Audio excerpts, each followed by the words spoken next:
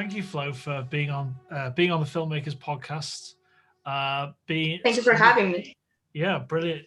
And submitting the 2 films for the Isolation Film Festival. But in particular, I love A Ghost Story. I love that. And the second film was it A Meaning of Life? Is that right? The Meaning of Life, yes. So before we talk about those, how did you kind of get started in filmmaking yourself? Was it with friends or school? How did that start for you? Yeah, I actually come from, a very young age. I like cinema. I used to watch films with my aunt since I was 5 years old. And, I used to watch The Matrix or The Lord of the Rings, even though I didn't understand much. And then just kept growing. I mean, it was sort of like this dream of making films since a very young age. And then at the age of 12, I realized you could live from making films, and that was something that I really hope to do in the future. And I wanted to go to the film school. Now I'm 20 and I'm at college, and I'm at the teacher training college because I couldn't go to a film school. I couldn't afford it. But that didn't stop me from making films. It's something that I really love, and I wouldn't just give it up because I had to go to college. Yeah, I totally agree with you, because life takes over. Supporting family, making money, finding a job, everything takes over. And I'm of your age. When I was your age, I was very similar, where I felt the idea of giving up filmmaking anyway really devastating, because if I had to give it up completely, it was part of me I was throwing away. That's how it felt. And yeah, I think it's really important to keep that part of you. And even if it's in a small way, like for the last year, obviously it's been crazy for everyone. I thought with the festival, why don't we kind of try and give people an extra focus, make it really simple to enter the festival, make it free, make it worldwide participation, because there's a lot of festivals that are just they have this geolocation issue where you can only submit in a certain country and you can't show all these films. So yeah, it was wonderful to see your film in the festival, and it's great to hear that you continued it and you're not kind of giving up on it, because it's really easy. It's more than a passion, isn't it? Yes, absolutely. I mean, when my parents told me that I couldn't go to a film school, I was completely devastated. I mean, I planned the whole future, at the age of 12, I was planning the whole future to make films and live from that. And then the idea of not making it was simply too much. And I told myself I just have to find a way to make films. And even as you said, in a little way, making short films. And when I saw your film festival, it was a huge opportunity, because I can't afford to pay for a submission, and that it was free. It was like the perfect moment. Yeah. And when I saw your some of the screenshots of A Ghost Story, I really enjoyed it, because there was a feature film. I think it was Casey Affleck, and it was about. Was it called A Ghost Story or something similar? A Ghost Story, yes, has the same name. The thing I liked about yours, the ghost had character, and I liked how the ghost was exploring these different moments. Because I thought initially, when I saw the picture and the idea of the film, it's going to be a copy of that. I can see there's inspiration, but it's completely different, and which is really, really nice to see. And thank you. I felt it was more accessible, because if you've seen A Ghost Story, the feature film, it's extremely slow, like really slow. Yes, especially when she's eating a cake. Yeah. She's eating a cake on the kitchen floor. Yes. And it's like the whole scene's like, it must be 10 minutes of just her eating cake.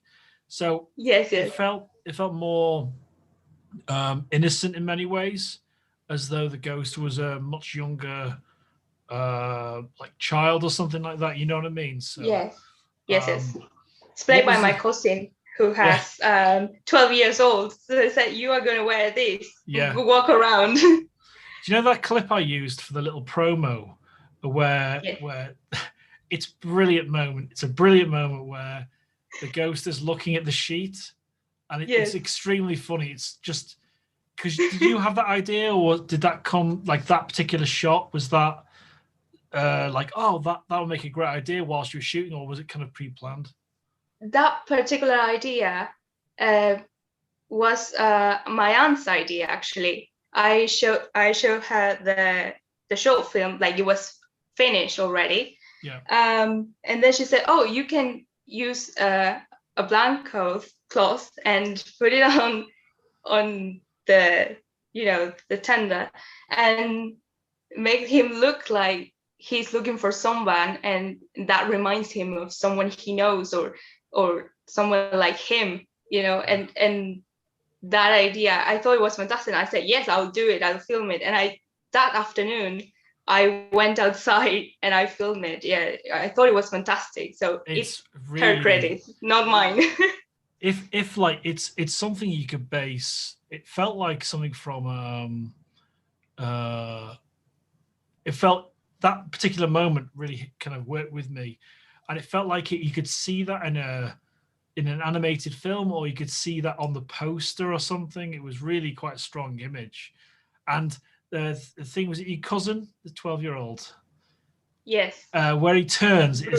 it was the turn of a 12-year-old in many ways. So the body language was there, and that worked really Yes. well. And um, there's actually a moment in Terminator 2 where Arnie is fighting the T-1000. He throws him through the window in the shop, and the T-1000 Yes. looks at a silver mannequin.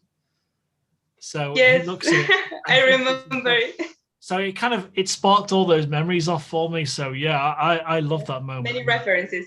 Yeah, it's great. And just like camera movements, it felt very innocent in many ways. So where did you kind of get your inspiration for the short? A lot of watching Wes Anderson films. Like, he has this way of very symmetrical ways to film, and I found his films absolutely lovely.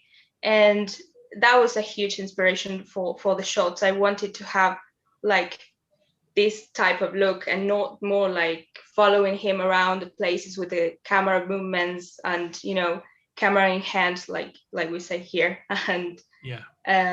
those kind of things. Yeah, I wanted to have that certain type of look. And just to kind of go back to the films you were talking about when you were younger and watched The Matrix and all of that, when you understood, because it was obviously a language barrier when you were younger, Yes. what did you make of those films again when you understood what was going on? When I understood that, I was like, yeah, reaching the age of 11 years old, 10 years old. And I wasn't reading that time subtitles. I was very lazy and I didn't want to read the subtitles. And then my aunt said one day, okay, you have to start reading, because I'm tired of watching the films in Spanish. I don't want it anymore. Yeah. And she was right. She was absolutely right. And now I cannot watch a film without subtitles. It's something that I need to have. If it is, I don't know, from any country, it has to be in the original language with subtitles. 100%. Absolutely. Yeah, Like if you watch the Brazilian City of God, if you watch that dubbed I or something have like to that, watch it. I haven't watched it yet. It's amazing. It really is amazing. And I think there's a follow-up film because they're all kids from the favelas that shot the film. It was seen where they are, where their lives are up to. Yeah, I completely agree with you, and it's really, really, really nice to hear that you prefer that way. Yes. I would say dubbing's getting much better with services like Netflix, but the thing that's lost, this is the biggest thing, is the I think the connection and the energy you get from the original voice. I think that Absolutely. if it was dubbed and you've got someone kind of overacting, or like I watched I think it was Train to Busan. It was a Korean horror film about zombies, and if that had been dubbed, I think it would have been completely different. Yes. Yes, absolutely. The voice of the actors is part of their acting. It's essential. And the best way is to watch in the original language. Yes, there's no other way. Absolutely. Um, what kind of cinema did you watch growing up that was more kind of from Argentina? Is that something you liked? In Argentina, like the films here are not my favorite type of cinema. That's something really bad to say, but um, I like to watch all sorts of films, and it doesn't matter the genre, but it has to be catching. It has to be good story, well act, and I'm happy with that. But in Argentina here we have a few movies that are like really good to me.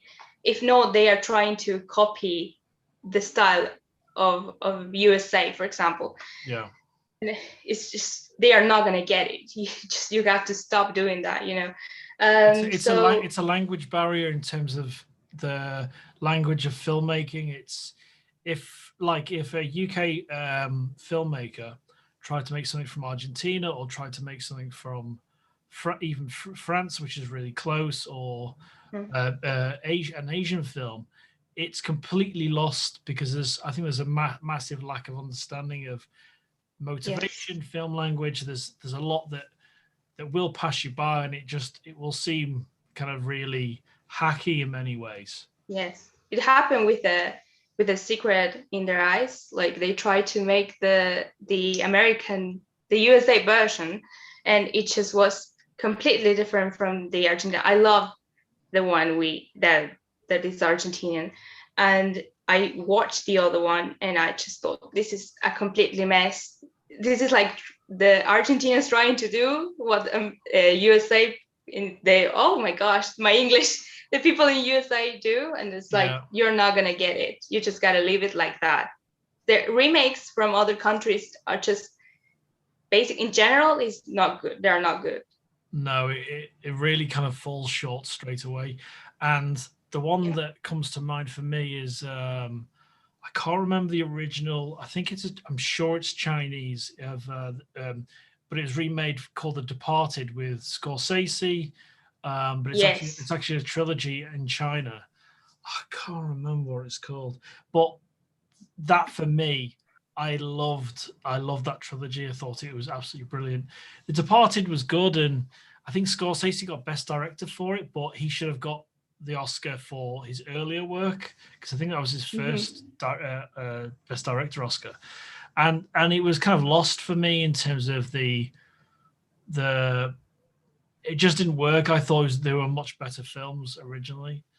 Some of it translated because there's cops in every country, or police in every country. So yeah, I totally agree. I think that remakes and especially foreign remakes really missed the mark in a huge way.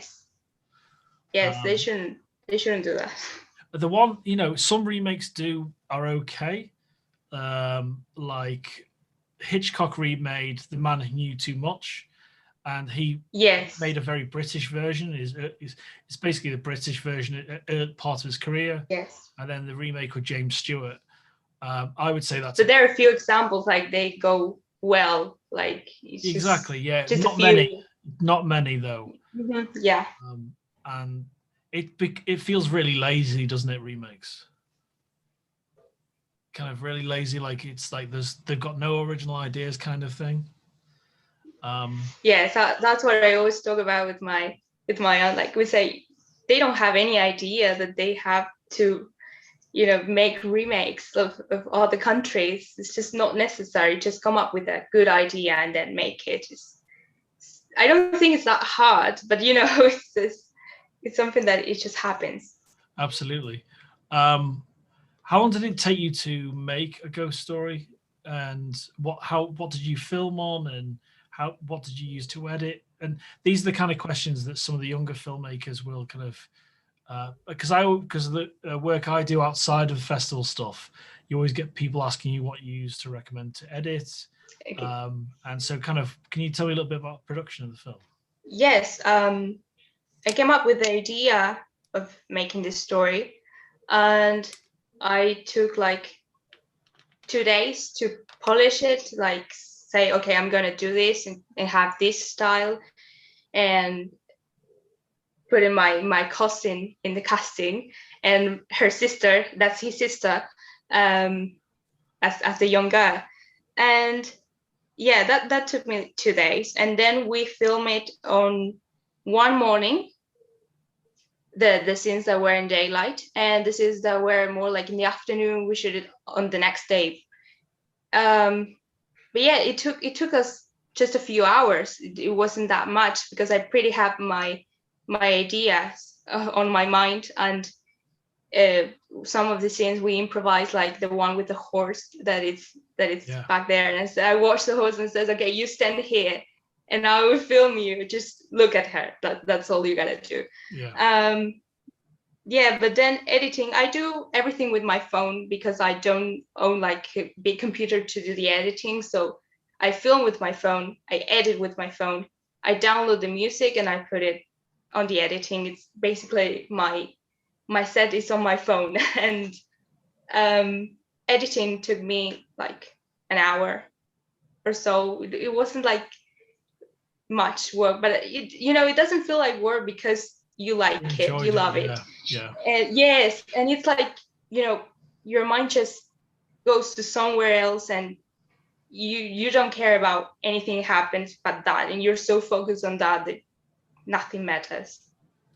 Did you kind of have an idea in mind, the order of your shots or the order of the scenes when you went to edit? Did you have some of that already planned in your head? The scenes that I wrote, that I planned, yes, they had an order, but then the ones that we improvised, I had to like sort of figure out where I was going to put them. But I also was very determined by the music, the rhythm of the music that I had, because I had chosen the song before, and that was like sort of an inspiration to doing the editing. And then everything had to go in the rhythm of the music. That was the most important factor for it to be okay. Yeah, it's like, it's really interesting because I edit by music quite a lot, and sometimes I flip it the other way, where I like to kind of arrange things and then introduce music, and then it kind of, sometimes you can find music by looking at your assembly edit of all your clips. Like, something that came to mind was, there's a great Sergio Leone film called Once Upon a Time in the West, an absolutely work of art. And the music was written months before the film was even made. That's I was like, my mind was blown by that. So you can only imagine that Leone, as a director, looked at that, heard the music, and cut it.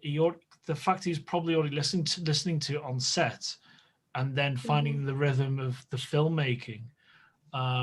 It's really kind of an interesting idea, and it's really kind of, it's almost like a really nice guide to have, isn't it, when you're working with the music or editing to the music?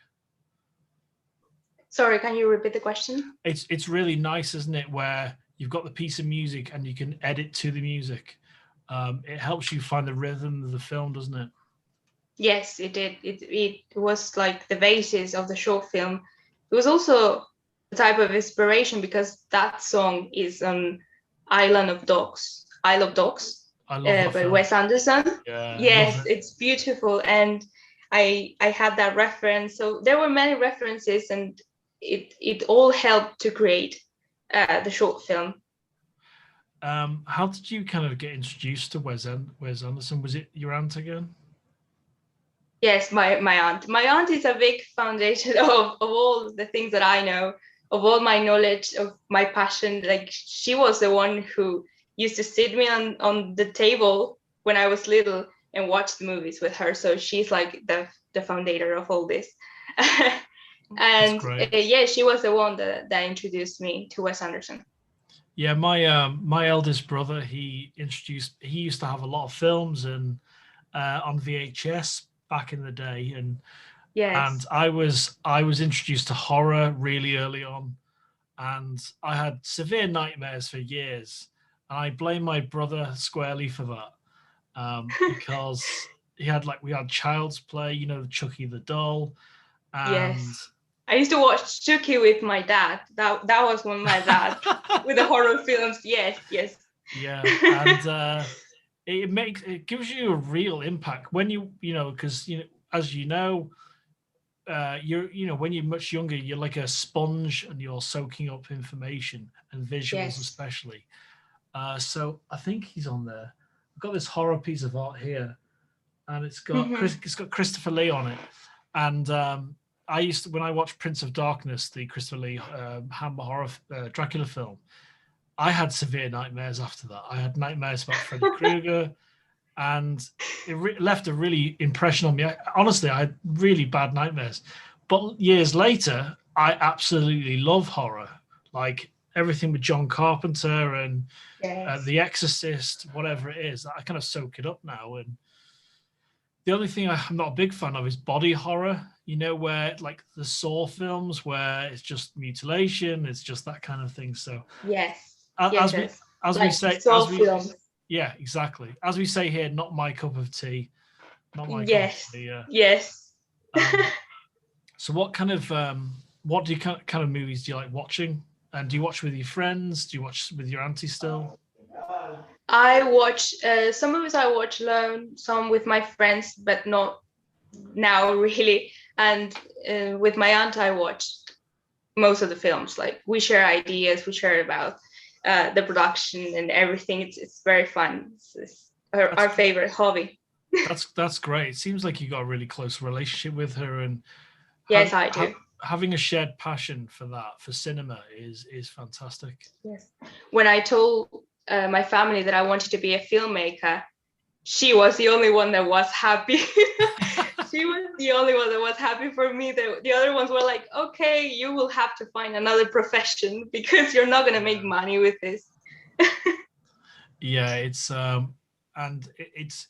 difficult to kind of accept that you're not necessarily going to film school, but as long as you keep making the films and you find like-minded people that can help you make the short films that you want, that's where it really matters. And it's when you've got, you know, even with your kind of nephew or with your friends you make films with, it can just be an enjoyable experience.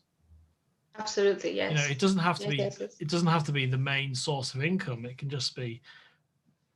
That's what I told my mother. But now she's changing her mind. You know, at the beginning she was like very no, this is not for you. You have to do something else to earn some money because what you're gonna live what you're gonna live doing. And I said I don't really care about making money with films. You know, I just want to make films because that's what I'm passionate about, and I don't see myself doing anything else. Now I'm at the teacher training college because of her, and you know, it will be a good income to make films, but I just don't see films for making money, but to make good films. That's the purpose of all.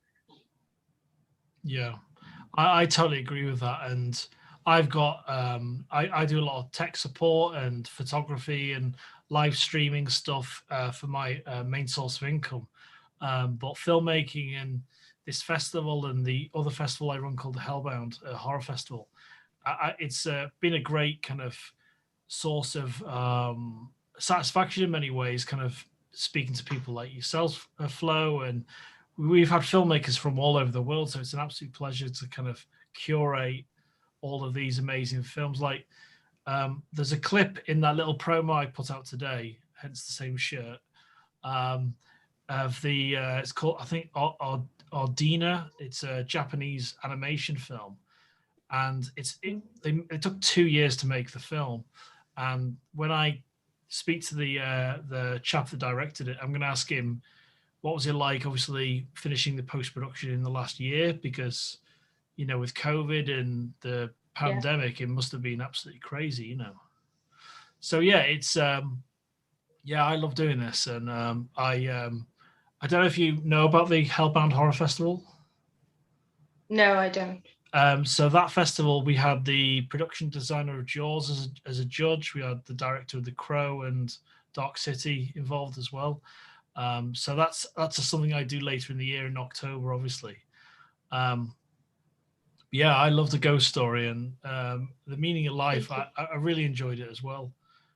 Thank So, you. kind of, what was the genesis? Where did you get the idea of that particular film?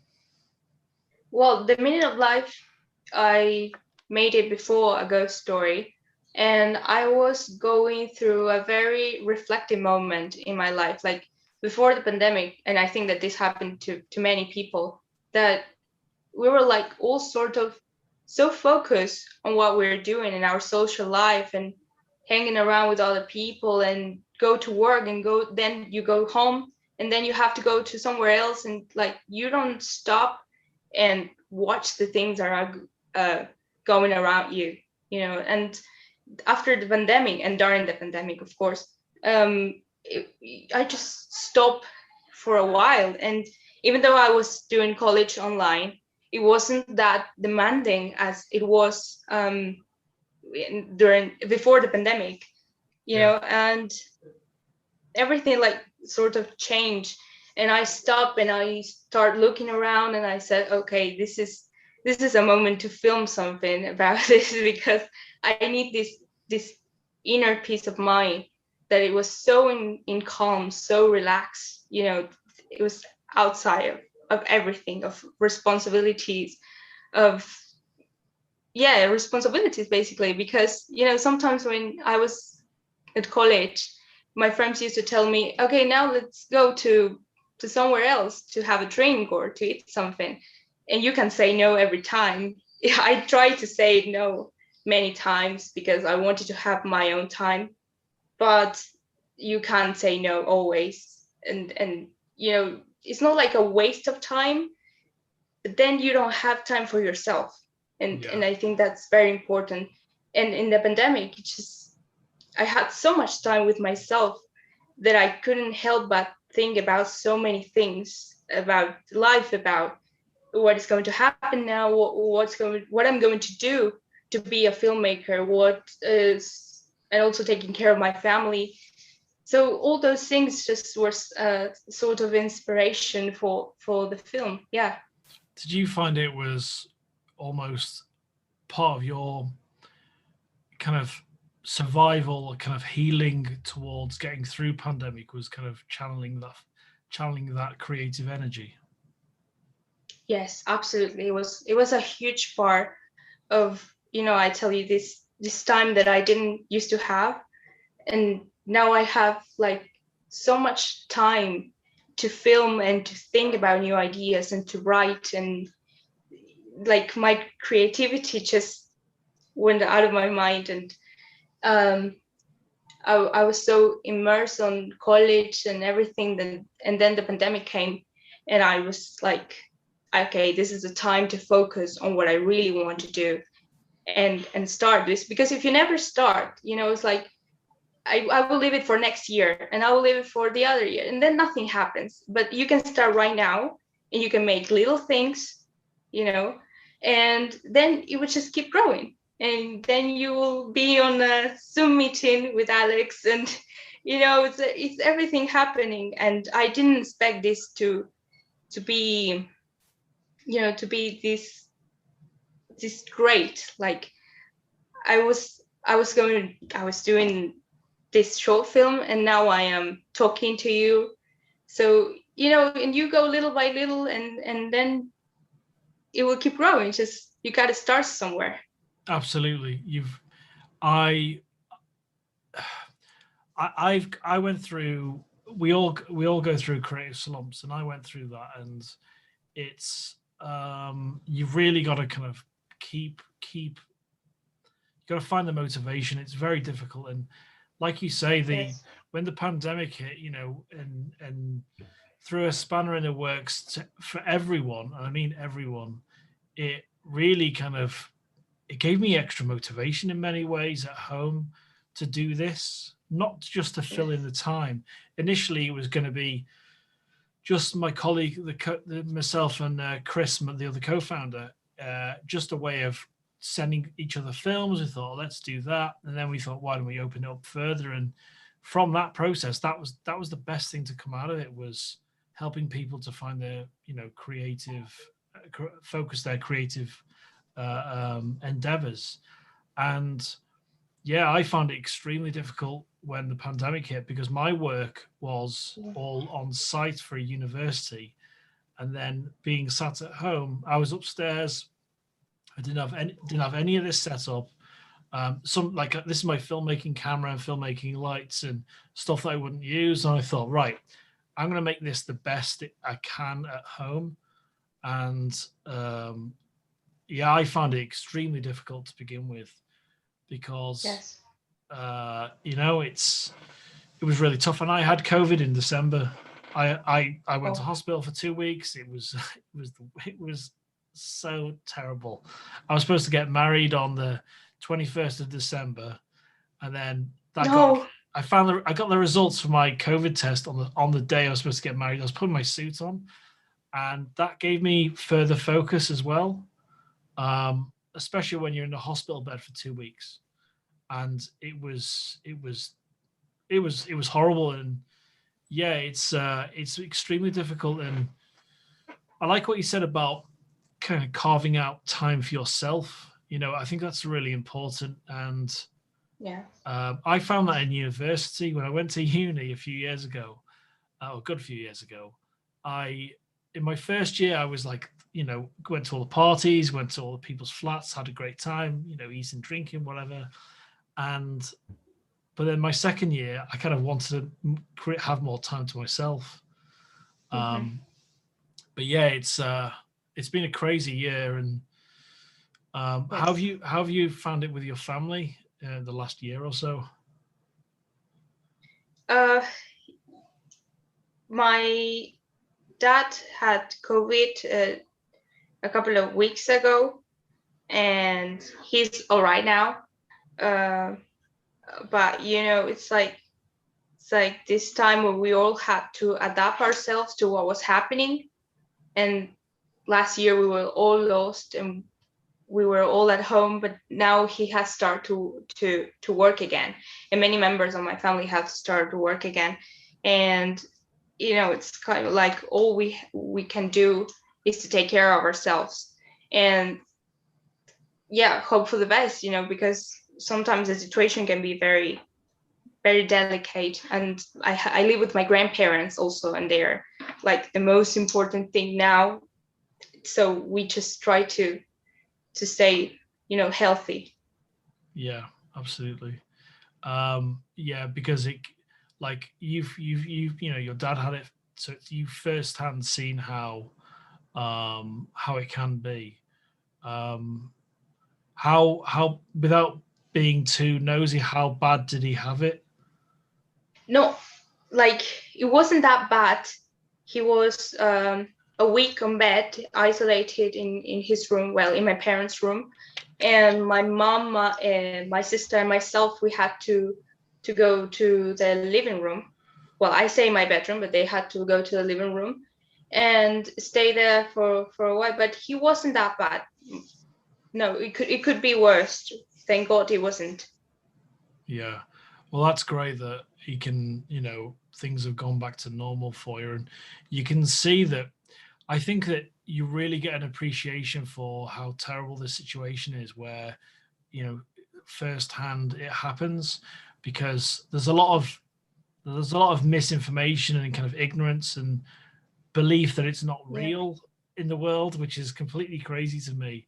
And when I had it, it was like completely crazy. And I came out with it changed me in many ways, being so ill. And yeah, it's great to hear that your dad's much better now. And yeah, it's completely crazy. Sorry, that's just, it's a little bit. It's just it's the word. It's what's your kind of your city or town? What's your kind of lockdown situation at the moment? Oh, well, I live in a small town called San Vicente in Buenos Aires. And here, like, there are not many people, but you know, my aunt and my dad, like, they go to work and they tell me that people don't take care of themselves. And now only the essential workers are going to work. But if you have to go out, you need a permission. And if not, you try to stay at home as much as you can.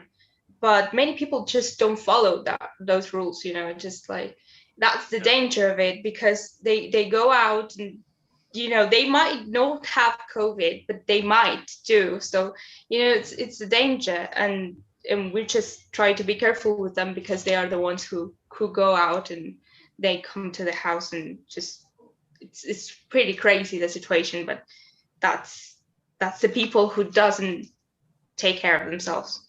Yeah, there's a lot of that here as well with, Yeah. you know, teenagers, and I'm not going to say just you know, younger kids, but there's a lot of ignorance and Yeah. stupid people that, you know, they're one of the Mhm. main reasons that it's shared, because they broke the rules. Yeah. And it's extremely frustrating. And yeah, there's a lot of people in December were complaining about, oh, I can't have a proper Christmas, I can't enjoy myself. I'm like, Yeah. that's just, you're being so selfish, you know. It's Yes. There's people who want to go on holidays to the beach, to the park, to visit their family. You know, you have to stay at home right now. There's no time for going to the beach. You can go, you know, on the next year, when this thing is over, but don't now. It's just not the time. And then they complain because they have the COVID, or because they have the restrictions and they can go anywhere. But yeah, you look for that. I mean, you were going out when you didn't have to. yeah, absolutely.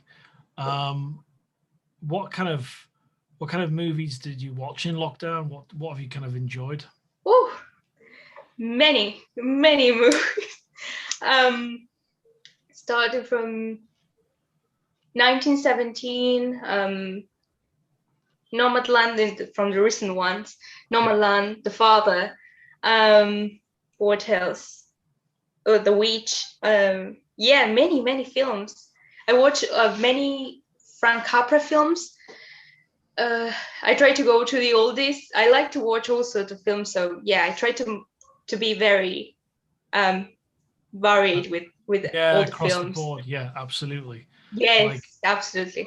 like here I've got The Third Man. This is a 50th anniversary poster from Oh, that's 99. great. And then I've got Carpenter, I've got horror, and there's all mixture of stuff, because I'm all over the place. Yes, And that's what's great about cinema, is that the genres, you know, they're so varied. As long as yes, it's got, you know, like you said earlier, Flo, that as long as it's got a good story, it's executed well, you know, you'll watch it, I'll watch absolutely. it. And what did I watch last night? It was Amanda Seyfried horror film on Netflix. And Oh, the last one, yes, with yeah, James Norton. yeah, James I Norton's watched it last great. night Yeah, as yeah, I well. watched last night. That's crazy. But yeah, that's really crazy. We've seen that at the same time. But yeah, it's Yes.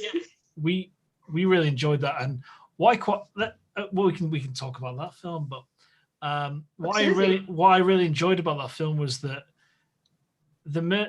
spoiler alert for anyone that hasn't seen it, but you don't see him killing those people, which was really interesting.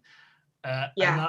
I initially thought, right, he's possessed by an evil demon in that, because you've got the professor on the water, F. Murray Abraham, amazing Hmm. actor. You've got the running off the road, because you don't see the car in the background, you don't see who it Yes. is, but she's convinced who it is before she's Yeah. on the road. And yeah, I really enjoyed lots of that. And even the end, which I was quite surprised it went that way, you know, with the with who died. I was like, oh right, Hmm. okay. Yes. Spoiler Yes. alert, Yes. evil wins. You know, so that was quite surprising, and it was a really. This is a superficial thing, but it's got a really nice presentation on Netflix. The image is great. Amanda Yeah, Seyfried was great, and I think it was one of the Netflix's better kind of horror films. So, what did you think of it? absolutely. Yes, I really like the style of it. I liked a lot Amanda Seyfried on it. Also, like these things that you're saying that just it doesn't show it. It just makes it makes your mind think that it's happening, that it's him, that Yeah, but it doesn't show it, and that thing that's really interesting. That's something that it just really catchy about the film. So yeah, I start watching it, and I was like, okay, this looks kind of interesting, and I'm gonna keep going. And then it just went being more and more captivating. yeah. My favorite moment is where James Norton goes out on the boat with F. Murray Abraham. You know what's going to happen, and Yes, then when he see it, yes, he's just soaked in water. He's just drenched, yes. and I He said, thought, oh no, that yeah, was my favorite character. yeah, he's an amazing actor. He's an amazing Uh, actor. Yeah. like if you've seen Amadeus, about Mozart, that is, if you haven't seen that film, watch Amadeus about Mozart. It's because it's the best film about jealousy. If you want to see a film about jealousy and trying to undermine someone, destroy someone, it's a wonderful. It really is a classic. He probably was Oscar nominated for that, Abraham, but I thought it was great. So yeah, it's cinema is a great coping mechanism as well, isn't it? Yes. Yes, absolutely. It's a way to escape from reality for a couple of hours, when your problems just vanish and they are someone else's problems. They're the character's problems, and you forget about it. Yeah. Do you find it difficult when you're watching films that do you because sometimes when you're watching a film and it's not good, I find myself looking at my phone, checking Twitter, looking at Instagram or whatever. And Yeah. when I watched that film, and the night before I watched Lost Boys, when I watched those two, I thought I didn't even think about my phone. I didn't think about anything else because I was kind of captivated. So yeah, that was really nice to feel that I wasn't distracted by anything else, by the messages on my phone. Yes. Phone has become something that we used to entertain ourselves for hours and hours, and sometimes you can find a really good movie that it really has you sit on your seat and have it there for the 2 or 3 hours that it lasts, or even a half an hour. um that it just you're just so focused on it that you don't think about anything else but what is going to happen to the character. Yeah, And I think that's a very beautiful entertainment. yeah, absolutely, absolutely. What's been your kind of favorite kind of? This is a difficult question. What's your kind of favorite film of say the last couple of years or so, either online or at the cinema? I have a problem with the favorite question. Like I cannot choose just one. Yeah. um Oh, they say more than one. That's I fine. Okay. Last year, I watched a lot of films of Kubrick, Stanley Kubrick, and I would have to say that my favorite one, it's Barry Lyndon. It's just like that film just got me, like it was so great. Yeah. And I was sitting there, and the whole development of the character, from he's a nobody and he just rise and be Barry Lyndon, and then he just falls and all his reality falls, and then it's just like so great. And Yeah. there's not a moment that you think, oh, this is so boring, I would check my WhatsApp messages. You can't, because it just has you there. Yeah. Barry I Lyndon. would say that. It's a work. It's a monumental effort to light a scene just by candlelight. Yes. People have talked about it. endlessly because it's a work of genius, and he was a genius. And over the last few years, I'm a massive Hitchcock fan, a massive Spielberg and John Carpenter and all sorts of filmmakers. But as I get older, I feel like Kubrick gets better and better for me personally. Yeah, absolutely, yes. Because he's got, because he passed away, and he's got a fine, a body of work that will never be continued. You can start comparing him to other people, and I don't think there's anyone better. Technically a genius, and yes, almost every film has got brilliance to it. And Clockwork Orange or 2001, obviously, and I can't. The Killing. Oh. That was really good. Oh my god, that was every heist film has probably robbed something from that. Yes. And like when it was my 90th birthday, I bought myself this book, which is the Personal Files of Stanley Kubrick. Oh, awesome! Because I needed to have, and it's just so great. I haven't finished reading yet because it's too long, but it has all the pictures of it, and it's just it's the best birthday gift I have gave to myself. A friend of mine, a filmmaking friend, he works in TV and film, and he does a lot of camera work. He filmed things about the old British Empire. He was in the Falklands, and he filmed all over the world. And he met the guy that developed the Steadicam, who was the camera operator on The Shining. And basically, he chewed the ear off this guy. He spoke to him for hours just about The Shining. And when you watch, it was a great opportunity. Yes, yeah, exactly, yeah. Because when you watch something like The Shining, it looks like, in some ways, how IMAX is amazing in terms of the scale of the image. It looks like IMAX in many ways, and it's his stuff. The Killing, oh my god, the horseshoe in the car and stops the car. Yes, if that guy wasn't so horrible to the parking attendant, he would have gotten away. His body of work, I don't think is going to get bettered, because he creates a masterpiece of every genre. Absolutely, yes.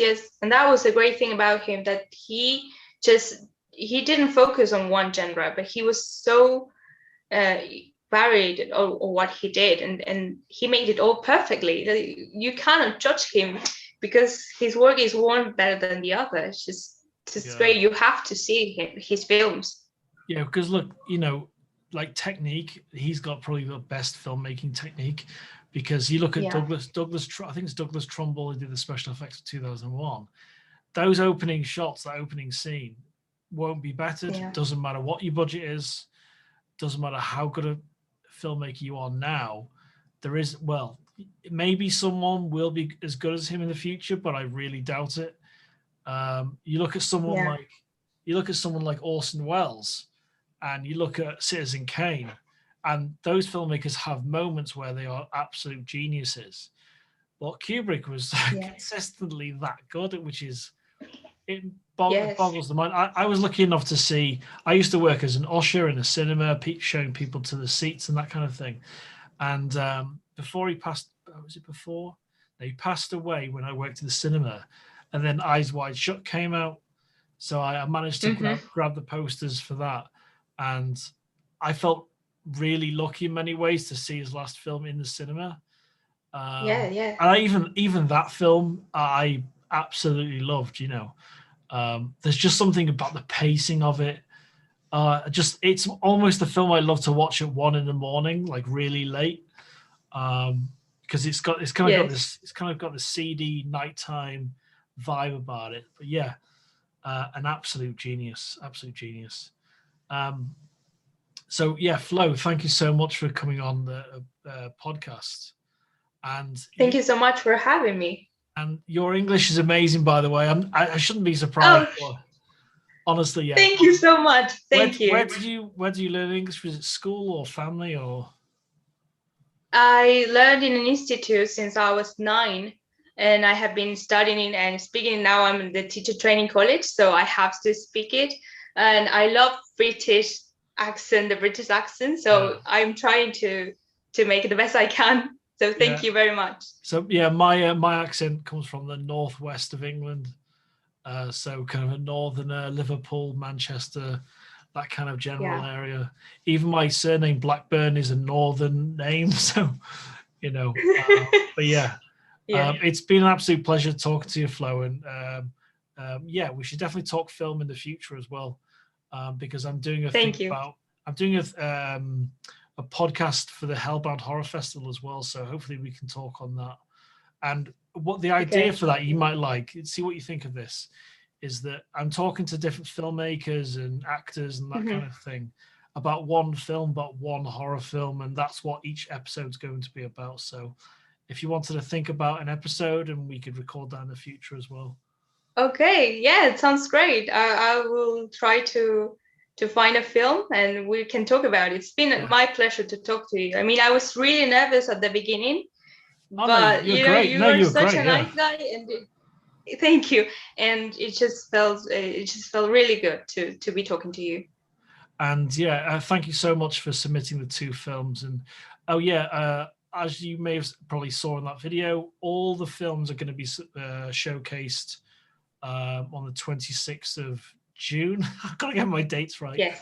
And then the day after, we have a live awards show, and we have judges. They pre-record a video talking about their favorite films, and the awards and how we go about this. It's all dictated by how many films we get, the different genres. We've just had, I wish I could show you, we just had an animation. Actually, you know what? I'm going to show you. I'm going to show you. We never normally do this, but I'm going to show you a little thing before you go. Hopefully this will work. My lighting will change because I've got this big screen here. So I want to show you something. Okay. We've honestly, our mix of films has been great. Experimental, like The Meaning of Life. We've had horror. We've had all sorts of things. And that's one of the things I ticked when I set up the festival this year, is experimental. We've had a really nice kind of mix of those. Okay. Yeah, a ghost story like that. Okay, let me find one. Okay, I'm going to show you this one. It's called The Thread. Okay. You've got such a good taste in film, by the way, as well. No, thank you. You really do. Thank you. I own that to my aunt. Yeah, no, absolutely. And I think it really does take someone that's a passion in film and has love for film to kind of, that's why you've got such an eclectic taste in film. It's kind of, you like everything. And it's really kind of obvious, but in a really positive way. And it's good that you've got such a great connection with your aunt as well. And to have such a shared hobby, it's a lovely thing, isn't it? Yes. You have someone to talk to, so that's absolutely, yeah. And it's lovely to kind of pull the film apart, talk about the film, that kind of thing. Yes. Okay, I'm going to share the screen. Hopefully this works.